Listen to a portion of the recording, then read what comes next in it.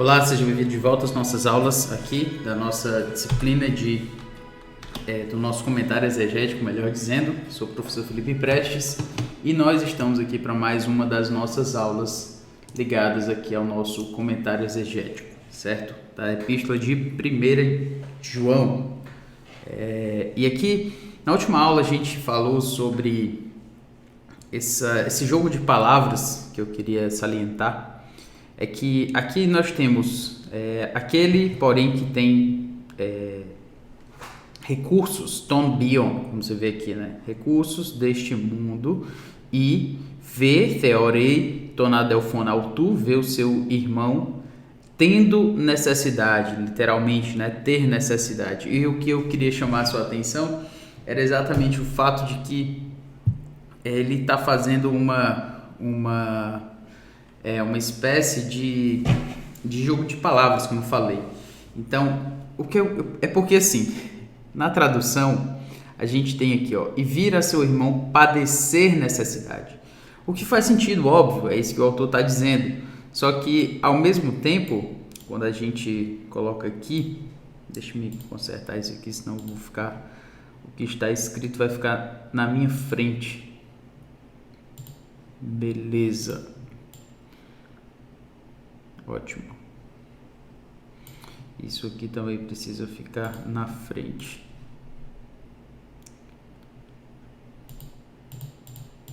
Beleza. Então, o que eu estava falando aqui, como eu falei, nós temos o ton bion, ele é aquele que vê o seu irmão ter necessidade e, aliás, que tem os recursos deste mundo e que vê o seu irmão tendo necessidade. Ou seja, ele tem os recursos deste mundo e vê o irmão tendo necessidade. É interessante porque lá em 2 Coríntios, quando Paulo vai falar sobre a necessidade dos irmãos de Jerusalém, ele fala que o que ele quer dos irmãos não é que esses irmãos sejam... que algo falte para quem está ofertando, né? Ele diz que ele quer que haja uma igualdade, né? O que é igualdade? É que todo mundo vai ter o mesmo dinheiro igual? Não. É só que ninguém devia ficar passando necessidade. Você tem que evitar que alguém no corpo da igreja passe necessidade física, necessidade de sobrevivência. Isso é o que não faz o menor sentido e que a igreja precisa atentar para isso, certo?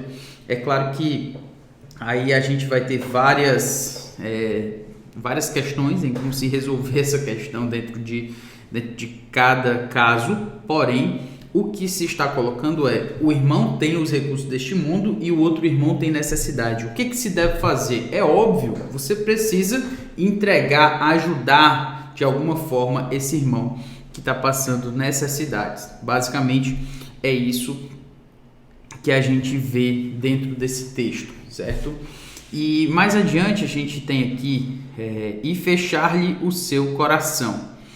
E se você prestar atenção aqui, a gente tem uma sequência, certo? Essa sequência, eu gosto desse modelo de comentário exegético porque a gente consegue ver essa sequência, e ver seu irmão, e fechar, tá? Splachna o seu coração. E eu tenho que ficar parando explicando porque fechar tá? Splachna. A palavra splachna, ela é uma palavra que diz respeito às nossas, digamos assim, aquilo que as nossas vísceras, literalmente, né? Então, o pensamento, na verdade, o pensamento grego, ele estava ligado a essa necessidade de perceber que nós somos aquilo que nós sentimos, e o que nós sentimos acaba definindo o nosso ser. A gente diz coração, meu coração está apaixonado por você, por exemplo, mas o pensamento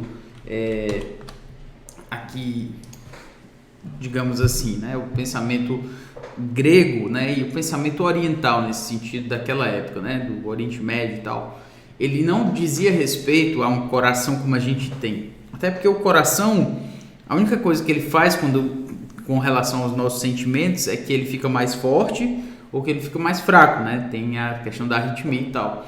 Mas se você parar e pensar, fortes sentimentos dão um frio na barriga, né? Mexem logo com o nosso estômago. Muitas vezes a gente até fica ruim da barriga por alguma situação de nervosismo, dor na barriga. Tem gente que tem gastrite nervosa, né? Assim, isso por quê? Porque o centro dos nossos sentimentos acaba sendo também de uma certa forma ligado. Não é que é ligado, né? A gente sabe que é a consequência do que acontece dentro do nosso cérebro. A gente entende que tudo isso funciona no nosso cérebro. Só que a forma desse que está escrevendo, né? Daquele que está ali nessa região, nesse contexto aí, neotestamentário, no caso o apóstolo João está falando, ele pensa a partir dessa perspectiva, dizendo que o nosso ser, o centro dos nossos sentimentos, daquilo que a gente sente, está no nosso, está na nossa barriga, né? Nas nossas vísceras, literalmente. Então, por isso que ele diz, fecha os seus sentimentos. Literalmente seria isso. Fecha os seus sentimentos, ao tu, nós temos aqui a expressão no genitivo, né? Fecha o coração, né? A mente dele, em relação a ele, né? Em relação a ele, ou seja, em relação àquele que está passando necessidade. Fechar-lhe o seu coração. Fechar para ele o seu coração, como foi traduzido aqui. Aí a pergunta né? Se ele faz isso, se ele vira seu irmão que tem necessidade e fechar o seu coração, como, pois, a gente tem aqui o pois, ele é uma expressão que tem a ver com essa ideia do como, certo? Então, pois, como? Basicamente é isso que ele está perguntando. Como é que ele, o amor de Deus, RHP tu theu, o amor de Deus, menei, permanece em autou. Como o amor de Deus permanece nele? A pergunta é bem básica, certo? É uma pergunta de obviedade. Como assim, professor? Uma pergunta de obviedade. É uma pergunta que faz a gente pensar o seguinte, ora, como então, se ele está vendo a necessidade do seu irmão e se ao mesmo tempo ele fecha o seu coração, fecha o seu ser, como por alguma razão ele vai ter, o amor de Deus vai permanecer. Eu acho interessante essa palavra aqui, permanecer, do verbo meno,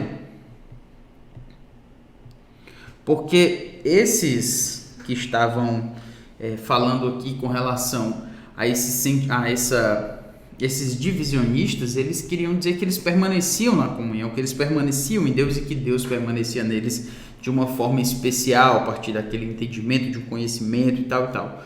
Então, ele está dizendo como é que então o amor de Deus vai permanecer. Ele não pode permanecer nesse indivíduo, porque ele fechou o seu coração para a necessidade do irmão. Ou seja, fechar a necessidade a si mesmo em relação à necessidade do irmão é uma questão de incompatibilidade, certo? Incompatibilidade com a própria pessoa, com o próprio caráter de Deus. Como a gente tem falado aqui já há algum momento, né, que a nossa origem, os nossos atos, eles vão ser uma extensão, uma concretização daquilo que está dentro de nós, da nossa própria origem, certo? Então, se for sendo assim, a gente já pode notar esse ponto. E aí, a gente finalmente chega aqui na nossa tradução. Vamos pegar aqui a nossa tradução literal e depois a gente olha aqui para versículo 17, tradução literal. Vamos lá então. Hos de an, nós estamos bem aqui. Hos de an, que é a ideia de aquele que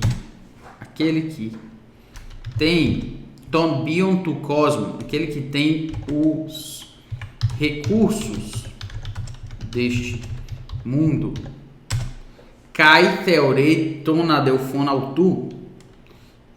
Aí eu vou colocar aqui dessa seguinte forma aqui, certo? Vou dar um pequeno espaçozinho para que você entenda a relação. Aquele que tem os recursos deste mundo e vê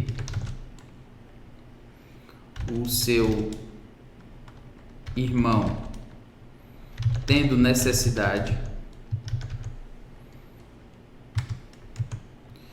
e deixa eu colocar isso e fecha seus sentimentos. Eu vou colocar sentimentos para que você entenda splarna como sentimento, como aquele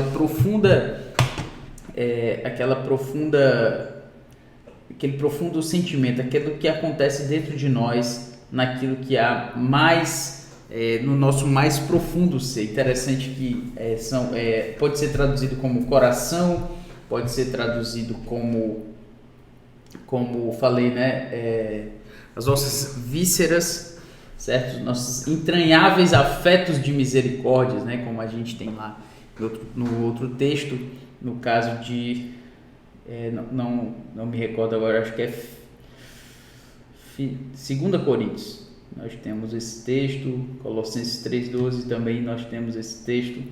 Revesti-vos, pois, como eleitos de Deus, santos e amados, de ternos afetos de misericórdia. Essa palavra que é utilizada ali é uma palavra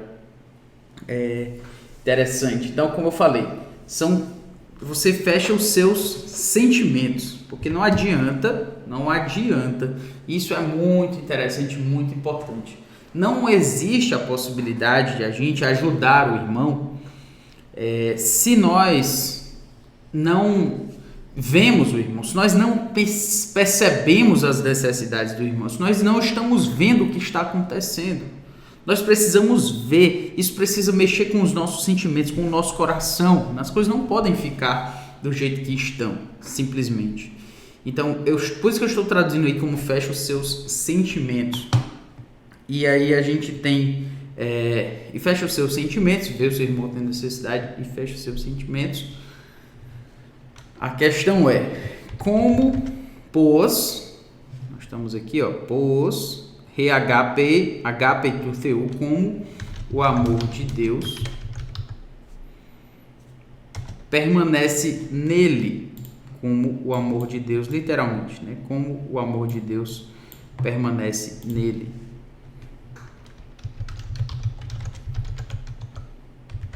Aí a questão é, por que é como o amor de Deus permanece nele? A gente se pergunta assim, por que? Onde é que está esse como o amor de Deus pode permanecer nele? Mas isso já uma inclusão que o tradutor está colocando para que o texto faça sentido, mas a palavra pode não estar aí, ela está implícita, não está literalmente aí. De toda forma, você pode ver que há essa sequência, certo? Ele tem os recursos, certo? Então, ele tem os recursos, ele vê o seu irmão e ele fecha os seus sentimentos. Inclusive, o verbo, certo? O verbo que nós temos aqui, ele segue essa sequência. Deixe-me encontrar aqui. Exatamente, é uma sequência de verbos no subjuntivo. Perceba aqui, rei, theorei, kleisei. Exatamente, são 3. O irmão tem, ele vê e ele fecha o seu coração. Ou seja, é um caso clássico de omissão. Você vê, você tem, ou seja, você tem como ajudar, você vê a necessidade e o que você faz? Você fecha o coração, fecha os seus sentimentos, fecha qualquer possibilidade de você poder querer assumir, ajudar aquele irmão, para que esse irmão possa ser finalmente ajudado nessa situação, certo? Então, já falei o suficiente. 3 pontos aí para a gente já eu gosto dessa sequência, né, de comentário exegético, porque a gente começa a perceber essas sequências de pensamentos, né, do fluxo do argumento do autor. Ter, ver e fechar. Ter como ajudar, ver a necessidade e não fazer nada. Fechar o coração. É muito interessante essa ideia de fechar o coração. Por quê? Porque isso mostra o que Deus não quer simplesmente que a gente faça alguma coisa. Deus quer que a gente seja sensível, atento. As pessoas têm necessidades, a gente não pode simplesmente fechar o coração, fechar o sentimento. Isso é muito possível de acontecer, especialmente em casos em que a necessidade é sempre em que a necessidade está ali, mas a gente acaba vivendo em um contexto diferente do que o mundo traz. Por exemplo, se você está sempre lá no ar-condicionado, se você está sempre passando tem o seu trabalho lá muito tranquilo, muito bem, e você sabe que as pessoas passam necessidade pelo fato de que você vê no jornal, você vê nos sites, você vê por aí no Facebook, alguma coisa assim. Mas se você não está lá com essas pessoas que estão passando necessidade, se você não está perto de pessoas que passam necessidade, não se engane, você não vai fazer nada, porque você acaba se tornando insensível. A nossa sociedade, ela é insensível, em sua grande parte, exatamente porque a gente não tem outra situação senão uma situação de não querer ver a necessidade. A gente não quer ver, a gente quer seguir a nossa própria vida, certo? A nossa própria situação. Então, se a gente quer ver a nossa própria situação, a gente acaba se tornando, como eu falei, uma espécie de ser insensível à necessidade do outro. E por essa razão a gente fecha o nosso coração. Não feche o seu coração, não feche os seus sentimentos, não feche a sua porta de poder notar a necessidade do outro. Posso lembrar de uma certa vez que eu cheguei a visitar uma pessoa, era uma senhora que passava por grande necessidade. Era um trabalho aqui da nossa igreja e tudo, e um trabalho numa comunidade muito carente e tal. E eu fiquei pensando, meu Deus do céu, era uma mulher em uma situação extremamente vulnerável, ela realmente não tinha como fazer muita coisa além do que ficar em casa cuidando dos seus, que já passavam por grande necessidade, que já tinham uma grande vulnerabilidade. Mas enquanto seguimos a nossa vida comum aqui, a gente não percebe essa situação. A gente não percebe que existem pessoas que vivem em situações de que não tem dignidade para viver. Gente, não é simplesmente uma questão de a gente olhar e dizer assim, não, mas a gente já tem o que comer, o que beber e tal e tal. Tem gente que vive sob condições, sabe, coisas simples como o cheiro da sua casa. Você já parou para pensar como a sua casa cheira bem? Não, porque é o cheiro da nossa casa, a gente é acostumado. Depois você entra numa casa em que cheira muito mal. Aí você vai ver que a gente vive normalmente uma condição muito boa. Porque tem pessoas que vivem em condições, como se diz, né, condições praticamente insalubres, quase que realmente sem dignidade. Então nós precisamos, claro, tendo a possibilidade de ajudar, tendo algum recurso deste mundo, às vezes não é simplesmente ter o dinheiro, ter a condição, às vezes você conhece alguém, certo? Às vezes você conhece alguém que pode fazer alguma coisa. Não é simplesmente fazer alguma coisa, é conhecer alguém que pode fazer alguma coisa. Isso já faz uma grande diferença na vida das pessoas que normalmente não se percebe. Mas vamos adiante aqui, né? Então já temos a nossa tradução aí. Vamos aqui para o versículo 18. A tradução, né, como falei, fica: ora, aquele que possuir recursos deste mundo, vir a seu irmão padecer necessidade e fechar-lhe o seu coração, como pode permanecer nele o amor de Deus? Então essa fica a questão aí com relação a isso, de uma incompatibilidade dentro da nossa origem. Seguimos adiante, temos tecnia. Tecnia, lembre-se que agora o apóstolo João está falando aqui daquela expressãozinha para filhinhos, né? Ele tem esse cuidado pastoral com esses irmãos e por isso ele fala isso, né? Tecnia, essa palavrinha aqui para criança, para filhinhos, tecnia. Beleza, e ele diz, me agapomen. Me é o não, você deve lembrar que é um não, ligado à ideia de que não é indicativo. Não para tudo que não é indicativo. Certo? Não é indicativo. E nós temos aí o agapomen. O agapomen é uma expressão que tem a ideia de um verbo, se não me engano, aqui no subjuntivo, exatamente, subjuntivo, presente ativo, agapomen, certo? Então ele diz, não amemos. O que eu acho também interessante é que João, ele coloca-se de uma forma, digamos assim, mais inclusiva aqui, certo? Por que eu estou falando isso? Porque ele diz, olha, não amemos. Então ele está se incluindo aí. É isso que eu quero que você entenda. João está se incluindo. Não amemos. Então, João